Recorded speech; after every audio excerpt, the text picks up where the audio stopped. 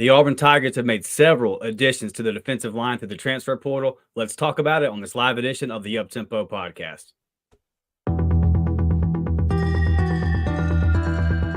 You are now listening to the War Report Podcast Network.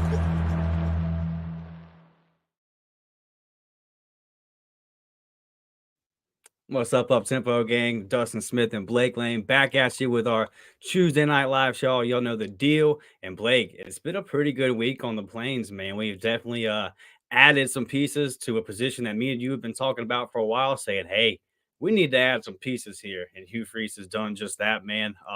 As you see, I got my Steven Stamkos jersey on. I got some playoff hockey going on. My Bolts tied in here with a tight rivalry game. It's playoff time, so I got a rep, brother. So I'm got a lot going on over here. How are you doing tonight, man? I'm doing well. Yankees up 4-2 right now, Okay. but I'm most excited about Auburn football. Dustin, these three pickups, I think this is a tremendous get for our Tigers, and at a position that we desperately need. So I'm ready to cut it all out, and let's get to talking about it, brother. I'm excited. Yeah, let's do it. Let's holler at everybody that's sitting here. Auburn Dad first in the building tonight. War Dame Eagle to you, Auburn Dad. Our guy Daniel is in the building as always. We appreciate actually. He says, Daniel, actually, we won a baseball game, and that is an astute observation, sir. Auburn did. And the uniforms in 1997, which is the first ever. I see my pops in the chat. Pops, check me out of first grade at Scenic Heights Elementary. Went up to my first ever Auburn baseball game in 1997 to watch that obviously one of the all-time great Auburn baseball squads. So I saw them wearing those today, and I was like, y'all better not lose, bro, because Tim Hudson would be pissed. So, yeah, they pulled out a dub. It would have been something if we lost to Alabama State and Florida A&M in the same year. Goodness gracious. Yeah. But, hey, can't talk about Auburn baseball here, so. Yeah, somebody's already going to get mad about my hockey gear. We're talking about hockey on the Auburn podcast. Yeah, all right. Brett's in the building. What's up, brother? We appreciate all y'all. And Daniel asked, who's ready for some football season? And Daniel, I am, brother. I am ready to do it. So let's get right into it. First of all, Blake, we were going to – I know I see y'all in the comments, so I'm going to go ahead and touch on it on the beginning. We're going to talk about this Thursday. But Jay Fair, Tyler Scott, and Colton Hood, they did enter the portal. We are aware of that. I'll just give quick thoughts, but we're going to talk about this Thursday for real like that, really kind of break down the guys that are leaving. We'll talk about the guys that are coming in tonight. But, look, we know what happened today. We are aware. Guys that, you expected to contribute in different ways, but nothing that Auburn can't handle. But we'll kind of touch on that Thursday. You got any quick thoughts on that, Blake? I was really shocked about Colton Hood, and I'll save it for Thursday, but that one kind of hurt. That one kind of stung a little bit. So.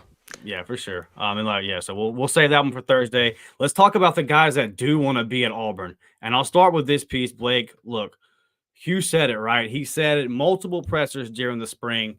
I got to beef up this interior of the defensive line. And you go out and we'll start with Isaiah Rake, 6'2", 322 pounds.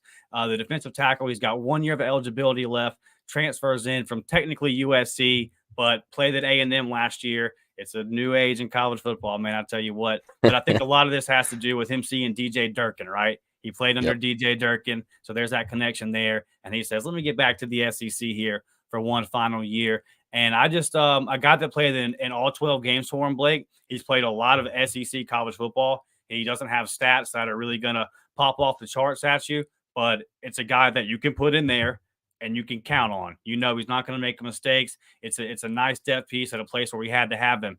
And, we talked about this like a month ago when we talked about the defensive line being the concern, and we said, well, boy, looking at that interior, if Jason Jones gets hurt, all of a sudden you're scrambling. Well, obviously, you're getting a guy right here that's played SEC football, and all of a sudden, if something does happen to one of your starters there, then you're not necessarily scrambling. Just what are your thoughts on adding this guy right here?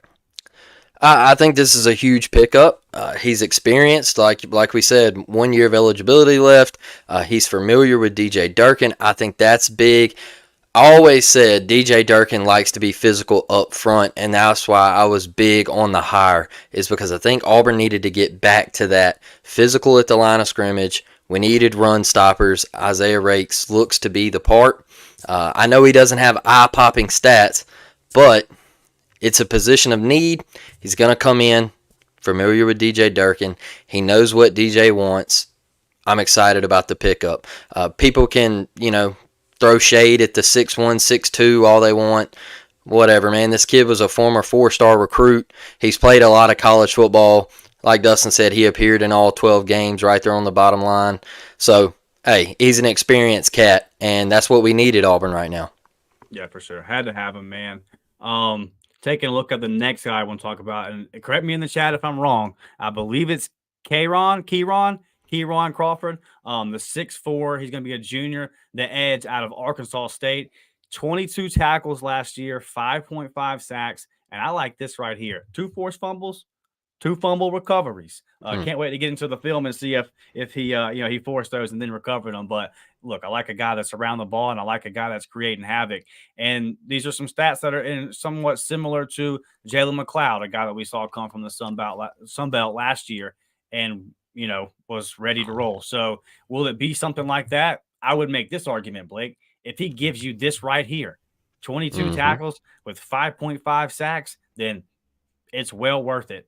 And I'm excited to kind of see if this is one of those guys like Jalen McLeod who gets into the system, gets into an SEC weight room, gets into some SEC coaching, and his game takes the next step like we saw McLeod. And I think that, a lot of teams are after this guy. A lot of people wanted him. So this is a big time get. And getting past Russell's in the portal, not easy because everybody's after him. And he was one of the top ones. So, again, just we talked about it with Charlie 5 last Thursday. Like, at this point, man, when Hugh Freeze tells you, hey, I got to get something right here, he's most likely, when the next opportunity comes open, he's going to go get that, Blake. Yep. And what I'm really excited about is him working with Josh Aldridge. And Kieran Crawford, he was so excited to get to Auburn. He said, hey, surprise, I'm going to release it a little early. All right. Everybody was thinking it was going to be today. He said, All right. He said, I want to be an Auburn Tiger. So let's drop this thing early. 6'4", man. 6'4", looks to be a pass rusher. 5.5 sacks. That pops off to me. 22 tackles. Look, guy's going to come in. Jalen McLeod's going to be the leader in that room. We all know that. And like Dustin said, maybe he can come in and get a hold of an SEC weight program. Jalen McLeod can teach him a few things that he has picked up since he has been at Auburn University, and he can be a leader. And then next year, bang, you got another year of eligibility. You come in as a senior, and you're ready to go. So this is probably one of the biggest, in my opinion, just because of his 2 years of eligibility and him, being able to come back next year. So I'm really excited about Crawford right here. Yeah, we had to have this one, and it's kind of, when you look at across the defensive line total, this you can apply this, but looking at the edge, you just have so many young guys, man, that it's like you had to get some guys to kind of bridge that gap. We talk so much about, well, it's just going to be a whole bunch of young guys out there. We're going to have to take the good with the bad. This right here kind of gives you the opportunity to, if those guys aren't quite ready, you don't have to rush Jamonte Waller along. If Crawford's doing what he needs to do, right, then it gives those guys, those freshmen, a little bit more time to get ready. And yeah, we know, everybody watching this podcast knows, like, we struggled to get to the passer last year. We struggled to get to the quarterback on third down. So anytime that you can go out and add a guy that can do that, it's going to help you out, man. And it's not, again, I think that in this portal window, like, I'm not on here saying that all these guys are going to come in and kill it next year. Yeah. But with what you have in the second portal window, I think you're getting like the best of the groceries, bro. I think you're doing the best that you possibly can right now. So overall, man, it's just this is a big time one for us. And if you just gives you this, if you just give us 5.5 sacks next year, then it was well worth it, in my opinion. If I'm not mistaken, also 2 other SEC schools were involved in this right here. I think it was Arkansas and Mississippi State. So other teams around the conference noticed that this kid can play. So I think it's a huge pickup for us. Yeah, for sure. And then let's get into this next guy, Blake. Get into the next guy. Philip Bliddy coming over from Indiana. And this is kind of the big one, right, where you looked at it and you said LSU was after him. Oklahoma was after him. He comes to Auburn and he cancels his visit. and just, I mean, a big kid, 30 tackles last year, 11 quarterback hurries. Now, and then this is really what I like, Blake, the 70.8 Pro Football Focus grade against the run. And his pass grade is right there as well. It's right there at the 70 range as well. So grades out overall across the board very well. But this is a guy you can plug in that middle, man, and can hold you down, and he's going to do what he needs to do. And I think when you look at Crawford out there on the edge, when you look at Rakes, kind of Yeah. more inside than Crawford's going to be, and then obviously Blitty being on the inside. Now you've added to your defensive line and in different spots, and I just think that you're in such a better. And then you add, if you look at the additions of Gage Carter and our Trill Carter and Gage Keys, then Mm-hmm. overall, man, what you've done from the end of last season to where your roster was is massive. I think you've really put yourself in a position to where it's not. I mean, it was like emergency, bro. Like we ended last year, and we were like, hey, dude, red alert, dude, red alert, Mm-hmm. and talking about beating out schools like LSU, like Oklahoma, that have been playing better football for us. Every team out there that needed an interior defensive lineman had Phillip on their board. This is a big time get, Blake, and I think it just kind of rounds out these three. I know that he came before the other guys, but I think that he's really like the big piece. And it just, because of need, we had to have a guy like this that we can. I think he's going to start. I think Yeah. he's going to, or he's at least going to push to start. He's going to be Mhm. that dude next year, and I think this is a really, really big pickup for us, man. We had to have this. Well, one, you lose a guy like Marcus Harris, right? Yeah, for sure. And you need to, I'm not saying replace him, because I don't, there's not many that can do that, right? I mean, the guy gave us everything. But you had to find the plug, all right? You had to come in and get a guy that can be similar to what Marcus Harris brought to this football team and to this program and these fans. So, Phillip Blitty has played, once again, a lot of college football, Dustin. He 3 years at Texas Tech. I believe it was 3 years, right? Maybe 2, 3. Can't really remember. He spent some time at Texas Tech. And then he transferred to Indiana. He was the best against the run at Indiana. So, Yeah. when we look at Auburn, all right, once again, we got to stop the run. We got to stop the run. I think we did a pretty decent job at it last year at times, but we got to stop the run. And Phillip Blitty can do that. And I love seeing the 11 QB hurries. I mean, putting pressure on the quarterback, that's one thing that Auburn hasn't done in a couple years. And we got to get back to that. And so just beefing up the position that we were so desperate in need. I think that's why the excitement come over the fan base yesterday. I mean, you saw Auburn Twitter alive and well. You saw Auburn Twitter popping back at other fan bases across the country, popping back at Oklahoma fans, LSU fans, which, by the way, Oklahoma is now in the Southeastern Conference. So that is a conference foe that is possibly going to turn into a rivalry game when we meet them here and there. There's going to be a lot of tension this year in Jordan-Hare Stadium, because I think that's a marquee game that we really got to look forward to. And just what you've done in one day, you went out and improved your roster and said, hey, look, the 6 and 7 stuff, it's not going to cut it. Now, does these 3 pieces put us at 10 wins? All right, that's not what we're saying here. But what we're saying is, Dustin and I got on here and we said time and time again, look, we're going to have puppies out there. Hey, it's going to be a learning experience for some. Now, some of those guys are still going to get to play. But we improved this roster, and we added pieces. And like you talked about with Gage Keys, Trill Carter, those guys. Those are just 2 more guys, man, that are now in the rotation that are pushing to start and get reps. Hugh did it, man. Hugh did it, and he's constantly bringing the talent into Auburn to be competitive. That's what we really want. We really just want to, it's not about, right now for me, Dustin, it's not about going to the college football playoff this year. Right. It's about somebody coming into Jordan-Hare Stadium and not beating us like Penn State beat us. All right? They're not beating us like New Mexico State beat us. If I have to get online and hear about New Mexico State one more time, like I want us to get back to the Auburn of old where we were winning 9, 10 games. All right, we would have that special season where we would win 10 games and we would compete for an SEC championship. I want to get back to that. And I think some of these guys are buying what Hugh Freeze and this coaching staff is selling. I think they're putting out there, they're saying, hey, man, look, come to Auburn. We can be great again. Don't let these people sit here and tell you that Auburn football is trash. I posted on Twitter yesterday when Rakes committed. I said, hey, are we back? I'm getting in bed last night, Dustin. I flipped to Twitter, and a guy says, back from what? And I just responded. I said, hey, look, man, I know you're an Alabama fan, but don't sit here and tell me that Auburn has always been trash in football. I think there's like 9 or 10 programs that have played for multiple national championships since the year 2000, and Auburn is one of them. So I don't want to hear that Auburn can't win again, or Auburn has never done this, or they've never done that.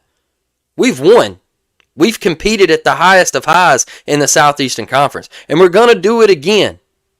We're going to do it again. I'm telling you, Coach Hugh Freeze is on a mission, and you better watch out. It reminds me a whole hell of a lot of what Dan Hurley did at UConn in the basketball program. And he sat at the podium when he first got the job, and he said, hey, you better get us now because I'm about to create a monster. I really think Hugh Freeze is going to flip Auburn back into being what they used to be, and that's competing for conference championships. And now that this year it's 12, next year it's 14, the next it'll probably be 26.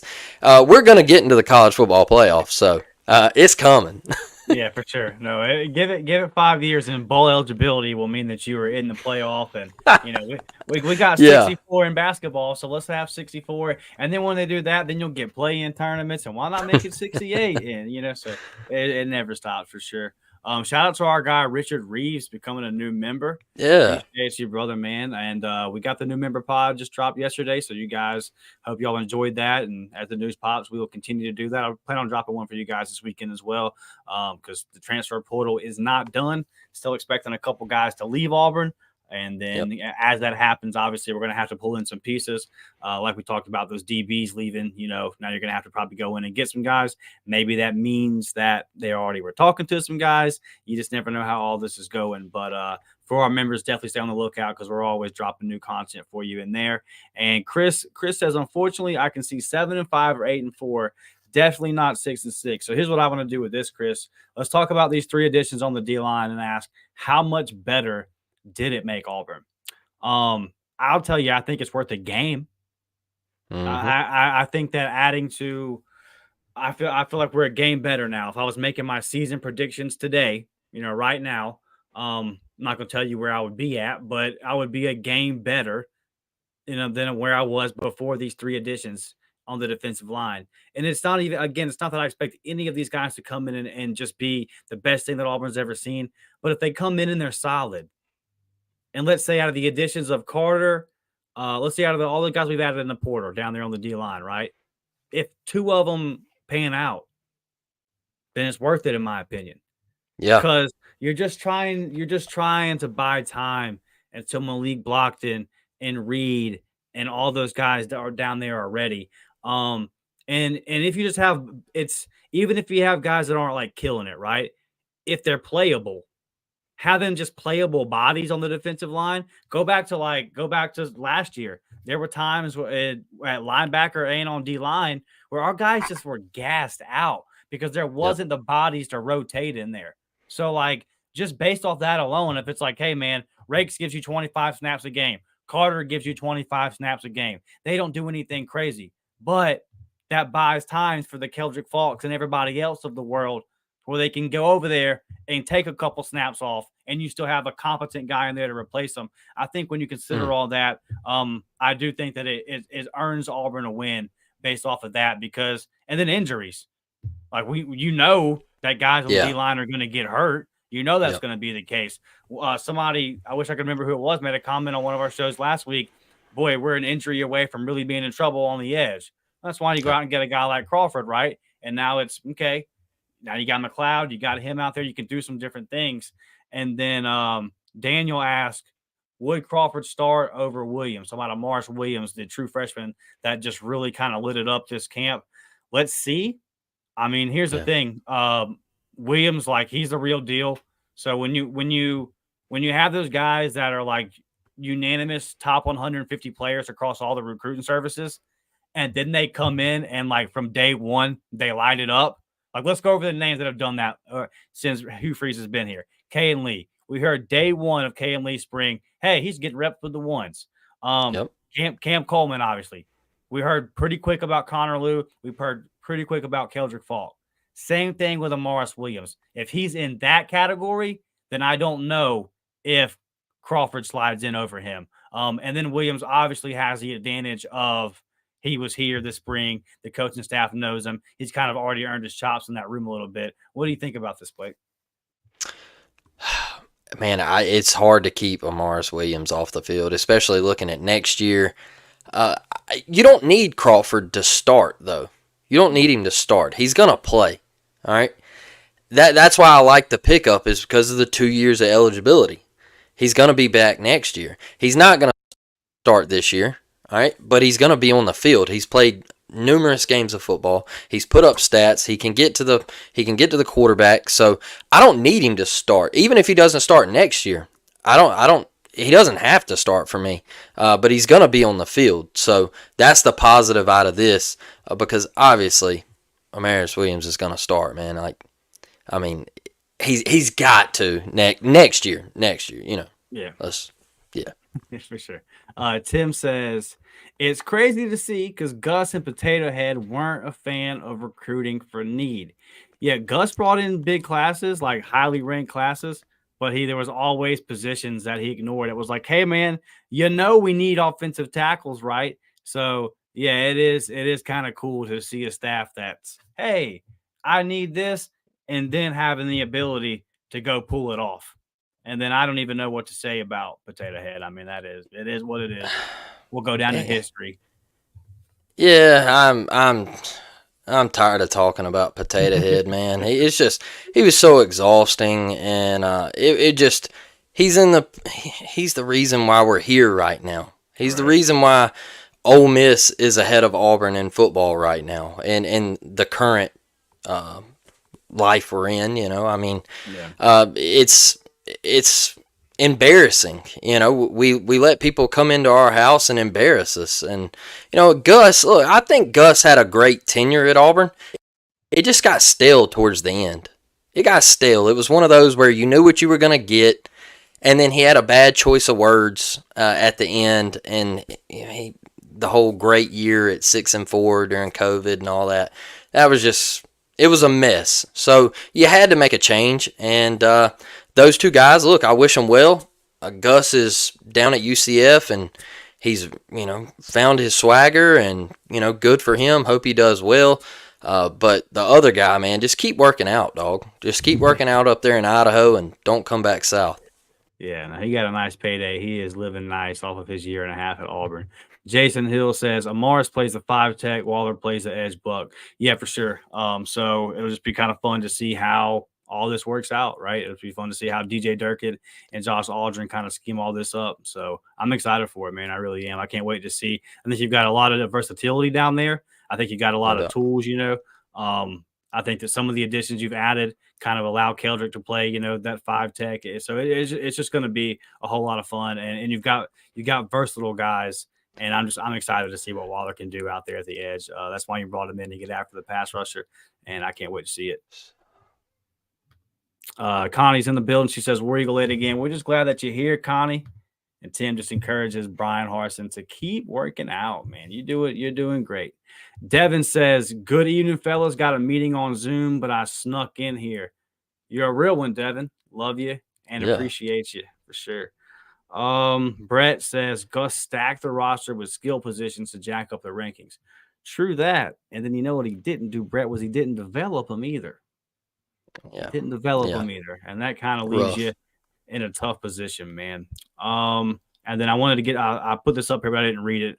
Auburn Dad says they waited for Phillips to sign, then told Rakes to post it. Coach Hugh Freeze is playing 3D chess, not checkers.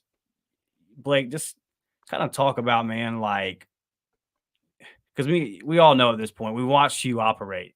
This guy gets it, doesn't it? Like the little stuff, the whole game of recruiting and roster building. He understands it, man. He's on top of it. He understood it at Ole Miss, and he brought talent to Liberty. You can't deny that. He knows what to do, and that's another big reason why everybody was making the big deal about Under Armour and Nike. Who do you think wanted Nike?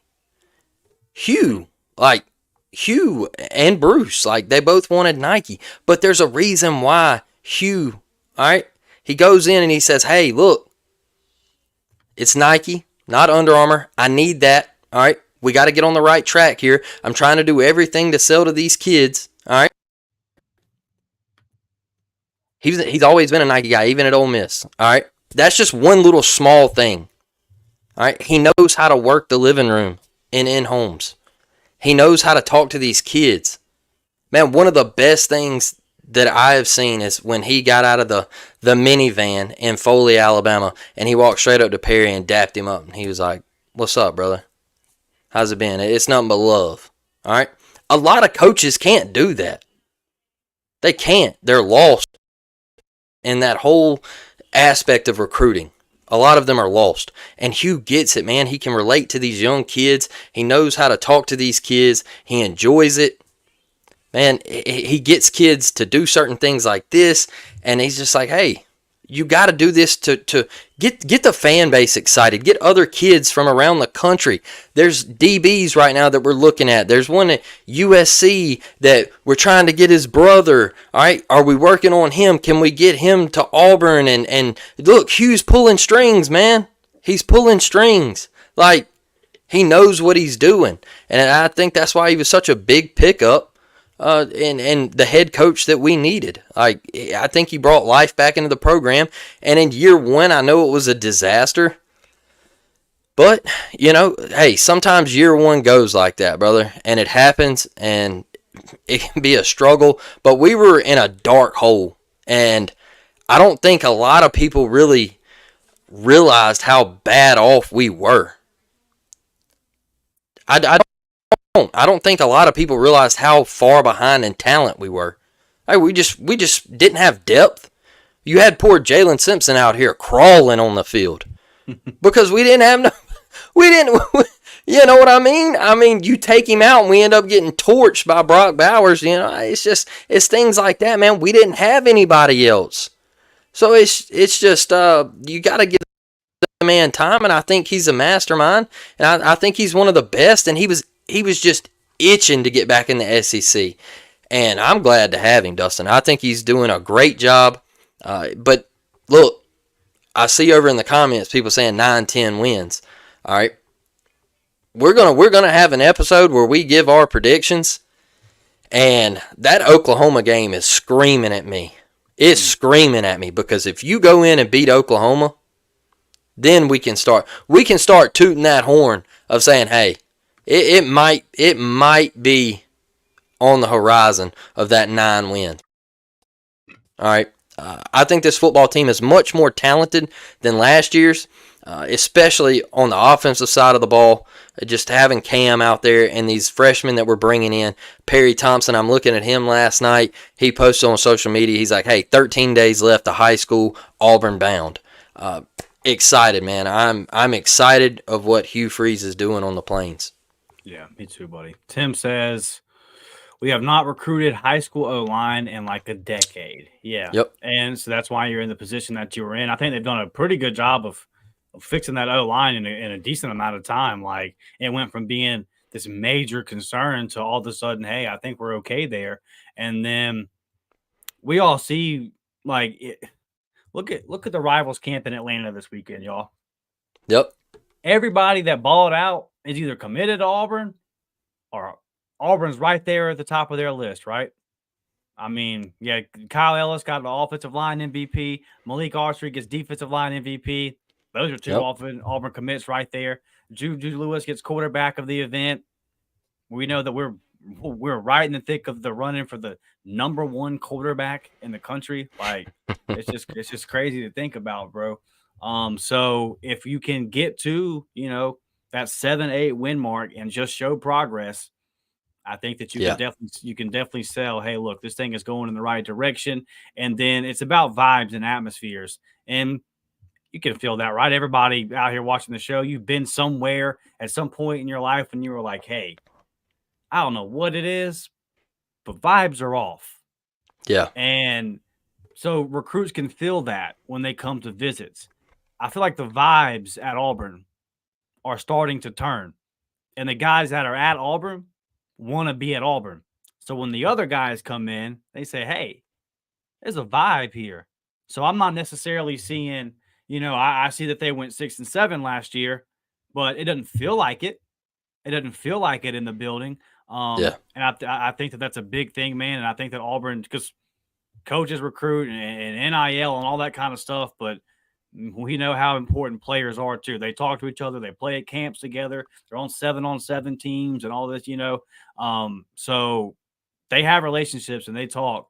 And if you have an atmosphere, if you have a place where it's like, hey, dude, they're doing it right over there. That's the place where you want to be. You'll be taken care of. Then it can only help you. And I think that we're building that. And I think you made some changes to your coaching staff that kind of helped foster that atmosphere. And so I'm just excited to see it all kind of grow. What I want, we'll see how this all works out. Like, I really hope that Caleb Burton stays. That's kind of the one guy that we're hearing about as a portal option. And then we'll see if anybody unexpected kind of pops up, which is just crazy. This is what I hate about college football right now is we're sitting here in April still not really knowing damn near May, not knowing what our roster is going to look like. And, I just think it's stupid and ridiculous and terrible for the sport in a lot of ways.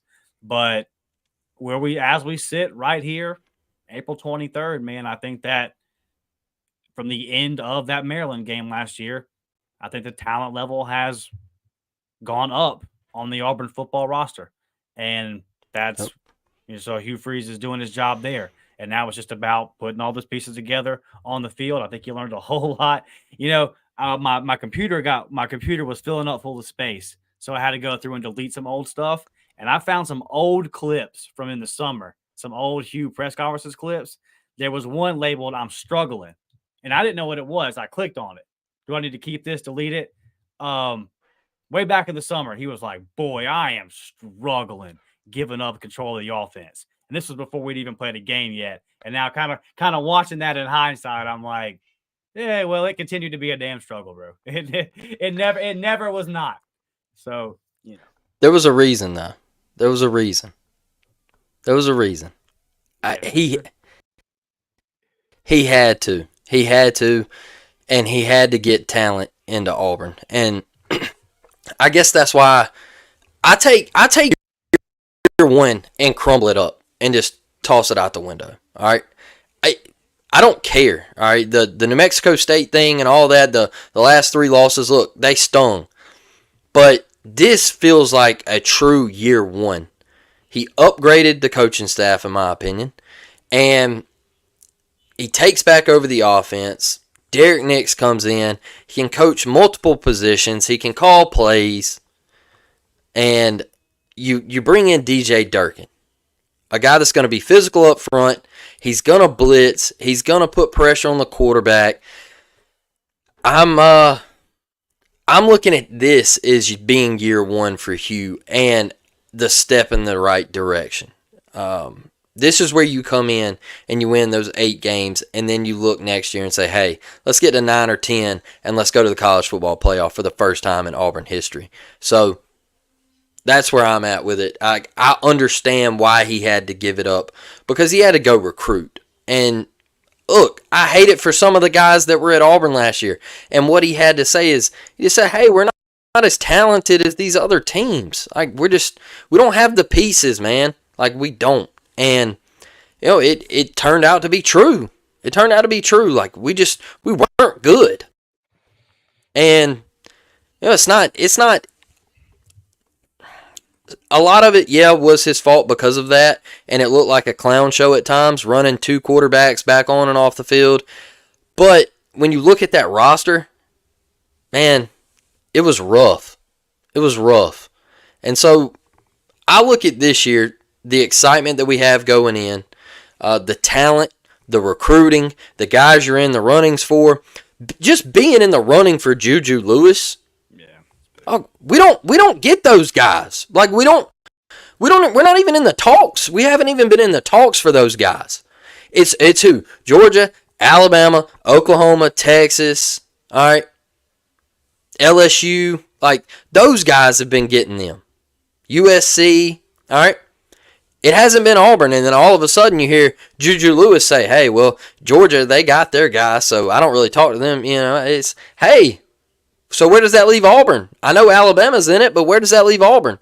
So things like that's got me excited for what Hugh, him giving up the offense last year and just busting his tail, man. So I am excited on that part. Yeah. Guys, we're about to get out of here. Hit that like button, subscribe to the channel if you have not. Daniel, you're asking with the 3 pickups, who leads with sacks? If you're asking of just those 3 pickups, the answer is kind of obviously Crawford. So I'm assuming you're asking like now with the way the defensive line looks, who's gonna lead overall? My answer today would still be Jalen McLeod. I think Jalen McLeod right now is the answer to be that guy. And then I would say your overall best defensive lineman. No surprise here is going to be Keldrick Falk. But as of now, I'll predict Jalen McLeod to lead the team in sacks. With that, Blake? Yeah. I'm with it. I mean, he had a hell of a year last year, man. He did a lot of great things for us. And he kept us in some games, man. Like that dude, he brought it. He brought it last year. So I can only imagine what he's going to do this year. The growth, especially with Josh Aldridge moving down there with him. I think that's one of the biggest things in the offseason. Like, I'm just a huge Josh Aldridge fan. Like, I think he is cream of the crop. Yeah. And recruiting. Yeah, and then you got Durkin with the linebackers and everything. I just think it's an upgrade from what we had last year. You had a decent man that he didn't want to coach. He started a lot of crap, and it was just bickering, and you had crime wanting to get out of there and all that stuff, man. It don't play, and those kids see that. Those kids see it. And that's why you almost had a couple say, hey, we're out of here, So I think it's going to be much better off. I'm huge on Jalen McLeod. Think he's going to be a dog. And I'm just ready, man. I'm ready for them Auburn Tigers to run through that smoke at Jordan. Yeah, it's beyond ready. It's going to be a long summer, Blake. It always is, but for the first time in a long time, and again, it's not that I feel like we're going to come out next year and go 10-2. It's just that there's guys out there that are going to be in the Auburn uniform that we haven't seen since a decade or more, like talent-wise. Like, it's just been a while, man. Do y'all remember when, like, our entire backfield got drafted in the first round? Like, yeah. I'm old enough to remember that. Oh, and by the way, we had a safety get drafted in that first round and all that kind of stuff. Like, I remember when we had a bunch of dogs. Listen, this will go one of 2 ways, Tim. This will go one of 2 ways. This is up to Peyton Thorne. If Peyton Thorne goes 25 for 32 in a big game, 3 touchdowns, 305 yards, no picks, then that picture will be posted and everybody will say, that's our QB, that's our guy. If he goes 5 for 20 and he throws 2 picks for no touchdowns for 75 yards, that pick will also be posted and people will say, hey, Talladega getting drunk, should have been out there working on quarterback play. So that's the SEC, brother. It's going to go one of 2 ways. I like your swag, though, and I like his swag. And I've accused PT before of not having any juice in his cup, but I think he drank all his juice in his cup that night. So I like to see him out there, man, and having a little bit of swag and sitting down with our guy Mike G and kind of opening up a little bit, man, and being part of the Auburn family, because you're not going to be successful at Auburn if you don't buy into Auburn. I think it's literally impossible. I don't think you can come into Auburn with a mercenary mindset. I don't. Like, you got to come in and buy in, bro, or you're not going to be a guy. Lightning score. Let's go. Look, that was one of my biggest things with PT, man, is I just felt like last year he was super quiet, and you want your quarterback to be that leader. I'm not asking you to be like Jameis Winston and eat a dub or before the game and all that, you know. But I mean, Jameis cracks me up. I absolutely love him. But man, you got to open up and you got to let your guys see that. And when things go bad, you can't be hands tucked into the pads and everything and head down. It can't be like that. So I just asked Peyton to, hey, I need you to open up. I need you to get out into the community, do things like let us see you. I know you go and hang out with the guys. I need to see it though. I need for you to get on podcasts, you to sit down with Mike G. I need you to open up to the Auburn family, the fan base, and let them see who Peyton Thorne is. 'Cause it's a big deal, man.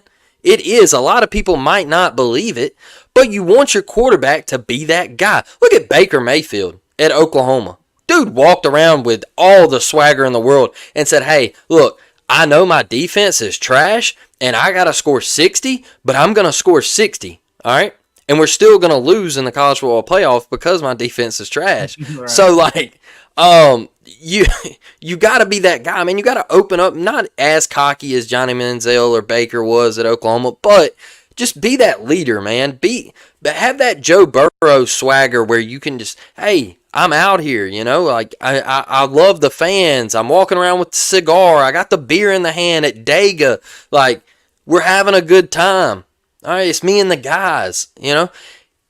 It's a confidence thing to me. And last year there was no confidence, none. Even when he did play well, it just seemed to me there was no confidence. He wasn't really feeling Auburn. It could have been a North versus South thing. Well, I know guys players I've talked to at Auburn say, hey, look, man, I was from, you know, Chicago and come down, and it was just different. I didn't fit in at first. Like, it was different. All right, that might have been it. But hey, dude is showing out right now. He's having fun. Keep letting it fly, man. Like, I love to see it. I think we have to be better for Peyton this year. I'm on this fence, Dustin, where I'm just like, I don't want to see people constantly on social media every day. Well, Peyton Thorne's still the quarterback. We suck. How about we get behind Peyton Thorne one time? How about we get behind him and say, hey, look, brother, you're our quarterback. Why don't you give us a Jason Campbell year, all right? Why don't you give us something, well, a Chris Todd year where yeah, man, you give us something, all right? Instead, it's oh, well, Peyton sucks. He went 5 for 19 in the Iron Bowl. We have no chance, all right? Let's get behind him. Give him the confidence, man. He's your quarterback. I don't care how you want to slice it, dice it, look at it. Hank Brown this, Hank Brown that. We love Hank Brown, all right? Great kid. Think the world of him. He's awesome. Peyton Thorne's a quarterback. Get behind him, all right? He's going to have a couple games to get right before Oklahoma comes to town. Hopefully we're undefeated. Hopefully he's playing well. And let the chips fall where they may, man. Like, that's going to be the big one. You know, I think he just looked tight a lot last year. And I think that's something that, like, not only him, I think there were times when, like, the entire team just looked really, really tight. And I think that's something that's happened a lot at Auburn. And I get it, right? And we talk about this a lot where it's like, until we're going to be in these big games, and until we make the play, until we knock down the 4th and 31. And I hate to bring that up tonight, but like what I'm saying is it gets to the point to where like you're just like, okay, this other shoe, it's gonna drop. And you talked about Baker with the Bucks. Listen, the Buccaneers, y'all know I'm a big Bucks fan. The Bucks had 17 straight seasons without making the playoffs. It was the longest active streak in North American sports. Tom Brady came in. Now there was a lot of work done by the GM to boost the line of scrimmage. You know, topic of our episode tonight here, boosting the line of scrimmage helps you win football games. But Brady came in and turned that whole mindset around. Like, I don't have to give you a lesson on who Tom Brady is, but it was Jameis Winston the year before. He set an all-time record for turnovers. And then you bring in a guy the very next year, and all of a sudden, 17 straight years, the Bucs used to create ways to lose games, right? Yep. Brady comes in and says, we're not doing that anymore. And then the Bucs have not missed the playoffs since. 4 straight years, the longest active streak in the NFC of playoff appearances. He came in and told the whole building. And now young cats, rookies on that team, like Tristan Wirfs and Antoine Whitfield Jr., when they do press conferences now, they sound just like Tom Brady. He put something into the organization and built it up, right? Like, but the point I'm making is during those 17 years, I was sitting in that stadium for close games and knew it was coming. Here it comes, bang, and then the shoe dropped. Auburn's got to get over that. And I think that Peyton Thorne and these other guys too, man, I get it. Auburn's a pressure cooker. SEC football in general is a pressure cooker. You're the starting quarterback at an SEC school, dog. Like, I get it. You are under a microscope. Smoke a cigar and get a little tipsy at Talladega, dude. Like get out there, man, and have some fun and relax. Don't let this eat you up. And I think, when he sat down with Mike G, he said, I don't have Twitter. I would encourage any college athlete, like, maybe have your social media for like NIL purposes or whatever, but don't be on there, bro. Like, don't get on there and read and all that, because it's not worth your time. It's not worth it. So I like the fact that he's not in getting indulged in all that. And I just hope that, like, this is a sign of him and the rest of our guys kind of playing a little bit looser, man. Because you see it out there. When that moment comes in those close, big time, the whole world's watching type games, you see our sideline, right? You see it. You can visibly watch it. You see our guys tense up and make mistakes. If they can just loosen up a little bit, man, and have some fun and play some swag. Remember that 04 team walking out, interlocked, hard fighting soldiers? Like, you know what I mean? That's what you got to have, bro. So I'm very hopeful. And it's, again, man, realistic expectations. I'm not asking Peyton Thorne to come out here and throw for 3,500 yards and 37 tutties and all this kind of stuff. I don't need all that, bro. I don't need all that. Protect the football. Make the easy throws when they're there to make them. Make the layups, man. And we'll find a way to win some games and get these young guys really ready to roll. I see we got a super chat here, so I can't get out of here just yet. Yeah. Our guy Rodney from the big town of Brewtown popping in with a $9.99 super chat. Rodney, if you had it, we appreciate you, brother. TR Miller Tiger.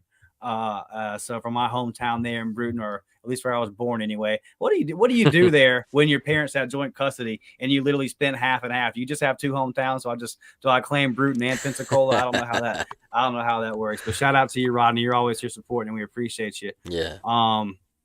And I want to make this final point on Peyton, Blake. I just think that he made a comment where he said some of the guys that you may have been frustrated with as fans last year aren't here anymore. And I saw some people taking shots at Peyton Thorne for saying that. Like, well, I was frustrated with you. You're missing what he was saying. What he was saying was there were Tuesdays, right, where me and Blake were getting texts saying, hey, this guy was late for practice for this, today. And then on Saturday, that guy would drop a third down. Yep. And then me and Blake are texting going, oh, well, you're late for practice on Tuesday and you dropped the ball on 3rd and 8. Well, I'll be damn funny how that works. That's what Peyton Thorne was talking about. That's what he was talking about. He's not saying I came out here and I did my part as far as he acknowledged he made the mistakes, right? He acknowledged that he's got to play better and that kind of thing.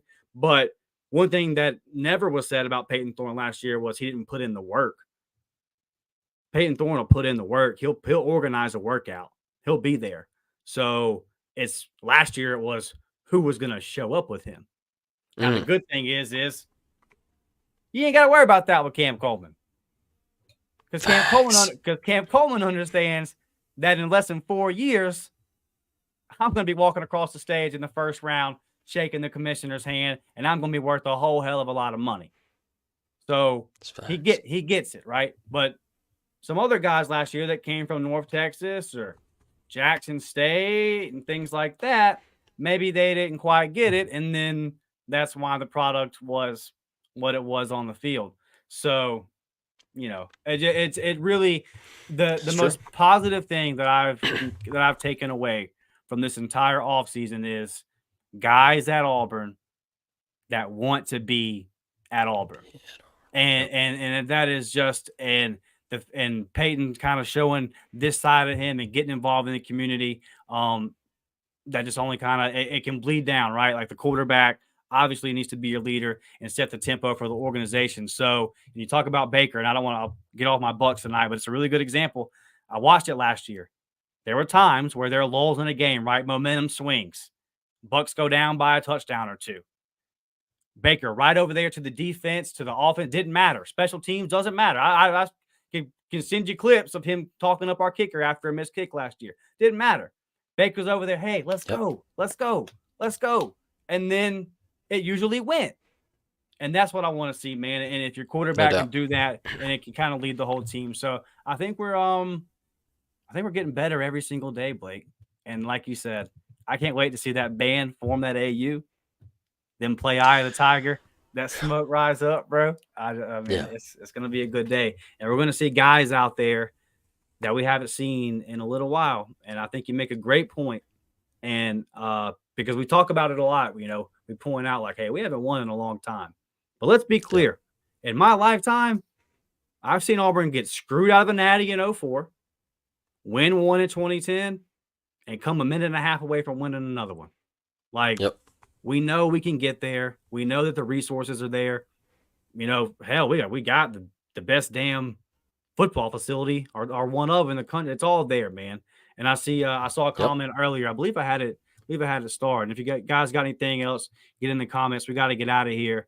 But somebody said, man, I thought I had them starred. But we'll go here with Jason's. He says 8 wins this season. Oh, yeah, this was because of the NIL point. 8 wins this season, 10 and 25, and then we're set as long as the NIL holds up. Jason, the NIL is going to be there at Auburn. The NIL is going to be there at Auburn. Auburn is ready to compete. You don't get a guy like Philip Bliddy that every Power 5 program that he's an interior defensive lineman is trying to get without having a little bit of NIL cash.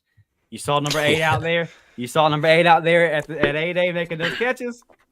Those catches cost money. Yeah, that Yellowwood is still, I mean, it's thriving. All right, it's thriving. I mean, it ain't going anywhere anytime. So the money will be there. And shout out to Yellowwood. Keep doing what you're doing, brother. And then we got that Nike coming over, bro. We got the Nike coming over. Hey, can't wait. Look, boosters and all that stuff, they just want to see Auburn fail. And, we always talk about they just want to see Auburn fail. They just donate millions of dollars to Auburn sports, athletics, and they just want to see Auburn fail. All right. Look, it's not a booster problem. All right. It was a bad AD problem. And who made a poor hire, a poor decision with going with Brian Harsin, and it backfired. All right, I'm not a fan of the whole the boosters want to see Auburn fail. I don't think that is true. I've never believed in that, just because I don't think you donate all the money you do and give all the time and effort to watch your team suck. All right, so I'm just look. I'm just thankful, man. The new facility, everything, Hugh, state of the art. Times are changing. They're going back to what Auburn used to be, and I think that's what we got to be excited about. Tim Cook, need him to get, which he kind of has started showing his face a little bit more. So that's a good thing. So War Damn. Appreciate you for the super chat tonight, Rodney. We appreciate our new member. I believe it is still up here. Yeah, Richard Reeves. Appreciate you, brother. Hope that you enjoy the member content. Hope you guys have been enjoying that. Yeah. And we will be back Thursday. There's going to be some more portal action, I could assume. We do need to talk about some of the guys that are leaving, what it means for those rooms. Like Blake said, a little surprised at the Colton Hood. He was pushing for. He was definitely in the rotation. So and then Jay Fair. Obviously, you were expecting him to contribute. So we got some thoughts on that, and there's still. We still got some time for this, so we'll see just if anybody else decides to leave and how all that goes. Man, good crowd tonight. Thank you all for joining. Hit that thumbs up. Subscribe to the channel. Get over there to the War Report Gaming channel, man. We got a lot of stuff coming out over there. And, we'll see you guys Thursday night, 7 p.m. We're out of here, man. War Damn, baby.